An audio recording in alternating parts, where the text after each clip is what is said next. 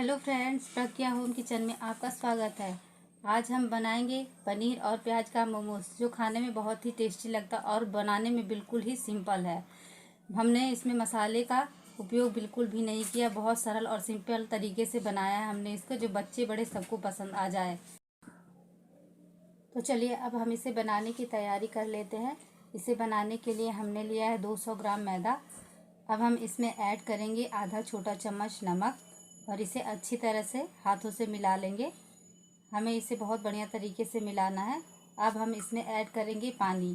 पानी को हम थोड़ा थोड़ा ही ऐड करके इसके आटे को लगाएंगे, नहीं तो एक बार में पानी ऐड करेंगे तो आटा बिल्कुल सख्त हो जाएगा, सॉफ्ट नहीं बनेगा। इसलिए हम पानी को थोड़ा थोड़ा करके डालेंगे और बिल्कुल सॉफ्ट आटा लगाएंगे। हम इसमें तेल ऐड करके इसको नहीं गूँथेंगे। अगर हम इसमें तेल ऐड करेंगे तो मोमोज स्टीम करते वक्त फट जाएगा। हम जैसे नॉर्मल आटा लगाते हैं रोटी के लिए, हमें बिल्कुल वैसे ही सॉफ्ट आटा लगा के तैयार करना है। हम इस तरह आटे को अच्छी तरह से मसलेंगे। हम जितने अच्छे से मैदे को मसलेंगे उतना ही बढ़िया हमारा मोमोज बनकर तैयार होगा। अब हम क्या करेंगे, मैदा गूँथने के बाद इसमें हाथों में हल्का सा ऑयल ग्रीस करके आटे में लगा देंगे ताकि आटा सॉफ्ट बना रहे। अब हम इसकी छोटी छोटी लोइयाँ काट लेंगे इस तरह से।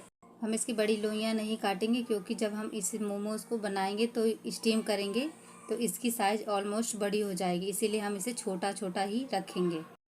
हमने सारी लोइयों को बनाकर इस तरह से एक थाली में रख लिया। अब हम हाथों में थोड़ा सा ऑयल लगाएंगे और सारी लोइयों पर इस तरह से छाप मारते हुए लगा लेंगे ताकि ये एक दूसरे में चिपके ना। इस तरह से हाथों से इसको हम उठा करके उलट पलट के लगा लेंगे। अब हम इसे किसी प्लास्टिक के पॉलीथीन में रख देंगे या फिर किसी कपड़े से इसे ढककर आधे घंटे रेस्ट के लिए छोड़ देंगे। तो चलिए अब हम इसे एक साइड में रखते हैं और आगे की तैयारी कर लेते हैं, जिसके लिए हमने लिया है 3 मीडियम साइज का प्याज। इस तरह से आप अपने क्वांटिटी के हिसाब से प्याज को ले सकते हैं। सबसे पहले हम क्या करेंगे, प्याज में जो गांठ है उसे इस तरह से काट करके बाहर निकाल लेंगे। फिर हम प्याज को बीच से कट करेंगे। इसमें गांठें रहेंगी तो काटने में दिक्कत आएगी, इसलिए हम पहले गांठ को ही निकालेंगे।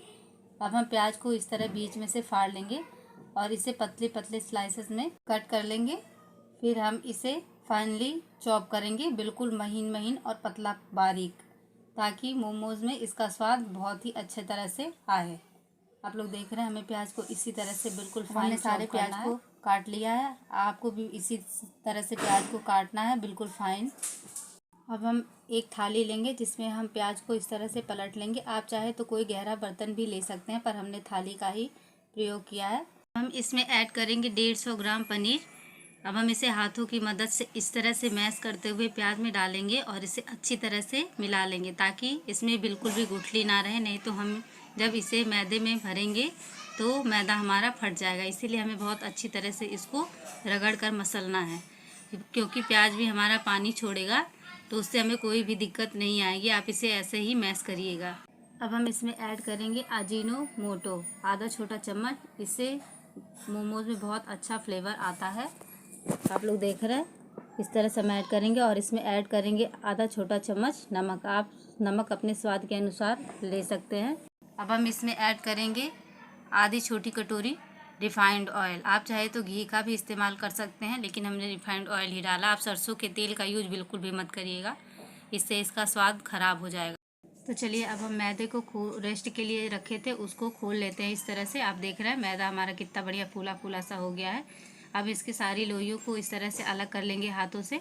हाथों की सहायता से अब हम इसके छोटे छोटे पेड़े बना लेंगे, इसे दबाते हुए इस तरह से। इसी तरह हम सारे पेड़े को बनाकर तैयार कर लेंगे।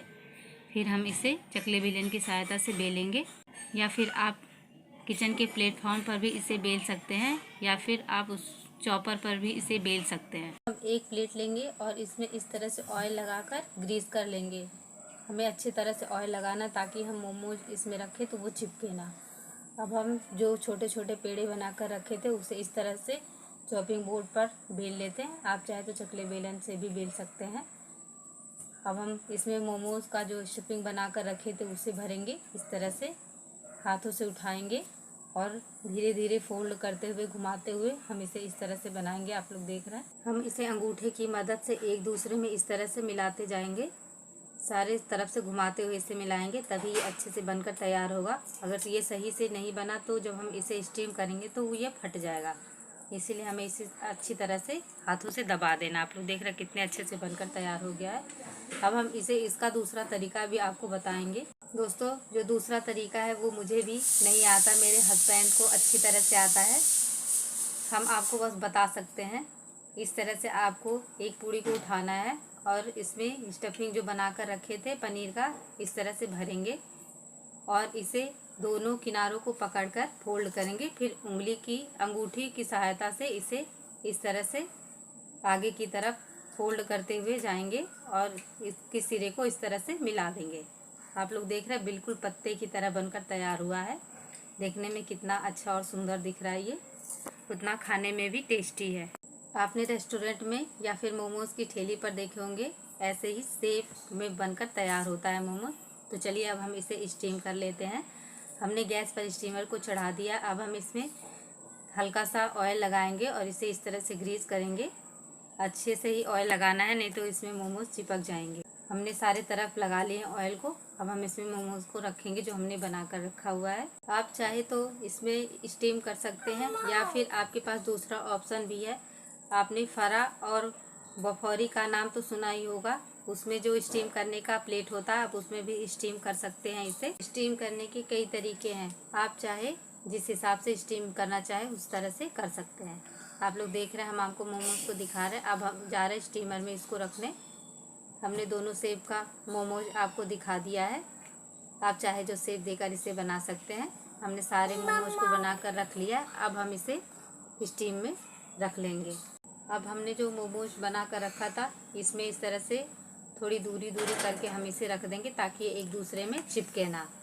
आप लोग देख रहे हैं, हमें इसी तरह से रखना है, बिल्कुल चिपका कर इसे नहीं रखना है, क्योंकि ये साइज़ में अभी फूलेंगे तो और भी बड़े होंगे तो एक दूसरे में चिपक जाएंगे। इसलिए हमें थोड़ी दूरी पर ही इसे रखना है। अब हमने सारे मोमोज को इसमें बिछा दिया है। अब हम इसमें ढक्कन लगाकर इसे 15 मिनट के लिए छोड़ देंगे और बीच बीच में चेक करते रहेंगे। तो चलिए अब हम मोमोज की चटनी बना लेते हैं, जिसके लिए हमने लिया है 2 गिलास पानी। उसमें हम डालेंगे लहसुन, लाल मिर्ची, अदरक में ऐड कर देंगे टमाटर। अब हम इसे बॉयल कर लेंगे 5 मिनट तक, ताकि ये सॉफ्ट हो जाए, हमें चटनी बनाने में आसानी रहे। अब इसे ढककर पका लेंगे 5 मिनट तक। तो चलिए अब हम प्लेट हटाकर इसे चेक कर लेते हैं, टमाटर हमारा हो गया है कि नहीं। अच्छी तरह से पक चुका है, बिल्कुल सॉफ्ट हो गया है। तो चलिए अब हम इसके छिलके उतार लेते हैं। इस तरह से हमें छिलके को उतार लेना है और इसे ठंडा करके हम इसकी चटनी बनाएंगे। अब हम इसे एक छन्नी की सहायता से छान लेंगे, ताकि जो हमने टमाटर और लहसुन इसमें डाला है नीचे ना गिरे, इसलिए हम इसे छन्नी की सहायता से छानेंगे। अब हम सारे लहसुन और टमाटर के छिलके इसी तरह से निकालेंगे। आप लोग देख रहे हैं, बॉयल करने के बाद ये बहुत अच्छी तरीके से उतर जाते हैं, इसीलिए हम इसे बॉयल करके ही छीलेंगे। हम इसका पानी फेंकेंगे नहीं, इसे हम चटनी बनाने में इस्तेमाल करेंगे। अब हम इन सारी चीज़ों को एक मिक्सर जार में डालकर इसे बिल्कुल फाइन पेस्ट बना लेंगे। जो पानी हमने इसको उबालने के लिए इस्तेमाल किया था, हमने वही पानी बचा कर रखा था। अब हम इसे चटनी में डालकर इसे अच्छी तरह से पीस लेंगे। आप लोग देख रहे हैं, चटनी हमारी पीसकर बिल्कुल तैयार हो गई है। अब हम इसमें छौंका लगा देंगे, जिसके लिए हमने कढ़ाई में ऐड किया है थोड़ा सा सरसों का ऑयल। अब हम डालेंगे 1 पिंच हींग, आप चाहे तो राई भी डाल सकते हैं। अब हम इसमें जो पेस्ट बना कर रखे थे उसे ऐड कर देंगे और इसे बराबर चलाते रहेंगे। अब हम इसमें ऐड करेंगे आधा छोटा चम्मच चीनी, ताकि इसके फ्लेवर को मेंटेन रखे, इसके तीखेपन को मेंटेन रखे। अब हम इसमें ऐड करेंगे 1 छोटा चम्मच विनेगर और इसे अच्छी तरह से चला लेंगे। अब हम इसमें ऐड करेंगे आधा छोटा चम्मच नमक और इसे भी अच्छी तरह से चला लेंगे। देखिए दोस्तों, कितनी परफेक्ट चटनी बनकर तैयार हुई है। तो चलिए अब हम स्टीम को उठाकर उसे चेक कर लेते हैं कि मोमोज हमारा कैसा बना है। हम आपको दिखा रहे हैं, आप लोग देख रहे हैं कितने अच्छे से बनकर फूला फूला तैयार हुआ है ये मोमोज। अब हम इसे उठाकर चिमटे की सहायता से उठाएंगे और इसे चेक कर लेंगे। आप लोग देख रहे हैं, बहुत ही बढ़िया तरीके से बनकर तैयार हुआ है। ना ही ये एक दूसरे में चिपके हैं और ना ही फटे हैं। अब हम इसे एक प्लेट में निकाल लेंगे इस तरह से सारे मोमोज को और सर्व करेंगे चटनी के साथ। दोस्तों, अगर आपको हमारी ये मोमोज की रेसिपी पसंद आए तो प्लीज़ लाइक करिएगा और अगर नहीं पसंद आए तो डिसलाइक कर दीजिएगा, ताकि हमें पता चल सके कि हमारी रेसिपी कैसी बनी है और हम इससे बेहतर बनाने की कोशिश कर सकें। तो चलिए दोस्तों, अब मिलते हैं नेक्स्ट वीडियो में अच्छी अच्छी रेसिपी के साथ। Bye bye.